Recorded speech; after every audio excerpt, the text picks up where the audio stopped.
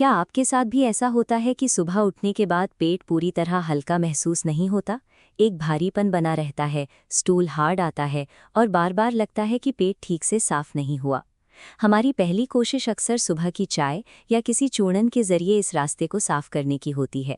ये तरीके कुछ देर के लिए तो मदद कर सकते हैं, लेकिन कब्ज का वैज्ञानिक और गहरा समाधान किसी एक क्विक फिक्स में नहीं छिपा होता।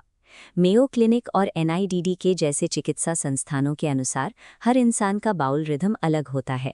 कुछ लोगों के लिए दिन में 3 बार मल त्यागना सामान्य है, जबकि कुछ के लिए हफ्ते में सिर्फ 3 बार भी पूरी तरह स्वस्थ माना जाता है। कब्ज की असली पहचान समय से नहीं बल्कि लक्षणों से होती है। डॉक्टर इसे तब गंभीर मानते हैं जब मल बहुत सख्त हो, उसे त्यागने में बहुत जोर या दर्द महसूस हो और पेट में लगातार एक असहज भारीपन बना रहे। एक स्थायी समाधान पाने के लिए हमें अपने शरीर की अंदरूनी मशीनरी को समझना होगा। हमें ये देखना होगा कि हमारी रोजाना की आदतें इस जैविक प्रक्रिया को अंदर से कैसे प्रभावित कर रही हैं। पाचन के बाद जब वेस्ट कोलन में पहुंचता है तो शरीर उसमें से पानी सोखता है। कब्ज में गति धीमी होने से मल ज्यादा देर रुकता है और कोलन ज्यादा पानी निकाल लेता है। नतीजा, मल सूखा और सख्त बन जाता है। इस प्रक्रिया के बिगड़ने का पहला बड़ा कारण है फाइबर की कमी। फाइबर वो ढांचा है जो मल को सही आकार और वजन देता है, ताकि आंतों की मांसपेशियां उसे आसानी से आगे धकेल सके। ध्यान रहे कि अगर आप दालें, साबुत अनाज और ताज़े फल बढ़ा रहे हैं तो इसे धीरे धीरे करें।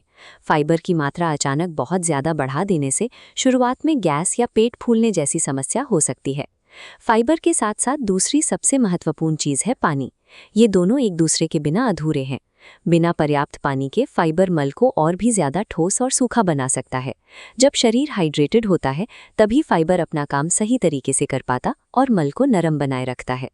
पाचन की ये पूरी गणित आसान है। फाइबर मल को गाड़ी की तरह ढांचा देता है और पानी उस रास्ते को चिकना बनाता है ताकि वो गाड़ी आसानी से आगे बढ़ सके। सिर्फ भोजन ही नहीं, हमारी शारीरिक सक्रियता भी आंतों पर असर डालती है। घंटों तक एक ही जगह बैठे रहने से आंतों की स्वाभाविक संकुचन प्रक्रिया यानी पेरिस्टाल्सिस धीमी पड़ जाती है।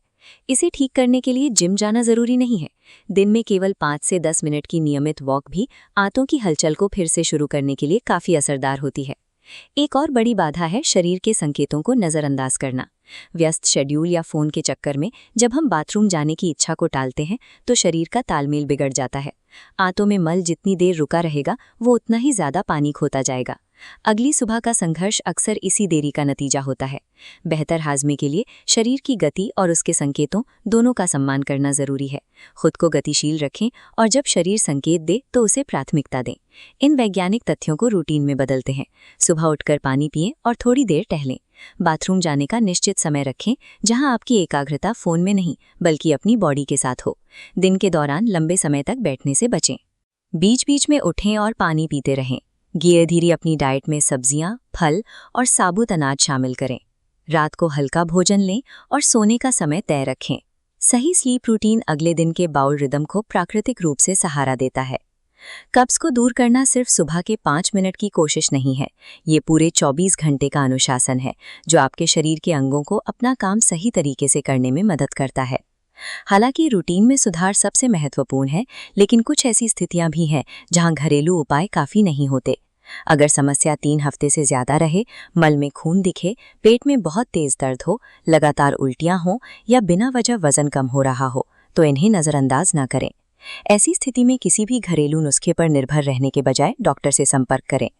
आरोग्य सूत्र पर हमारा मिशन डरावने दावे करना नहीं बल्कि रिसर्च आधारित जानकारी आप तक पहुंचाना है। हाजमा सुधारना एक दैनिक अभ्यास है। अपनी दिनचर्या में छोटे बदलाव करें और अपने शरीर को स्वस्थ रखें। ऐसे ही रिसर्च आधारित वीडियो के लिए आरोग्य सूत्र को सब्सक्राइब करें।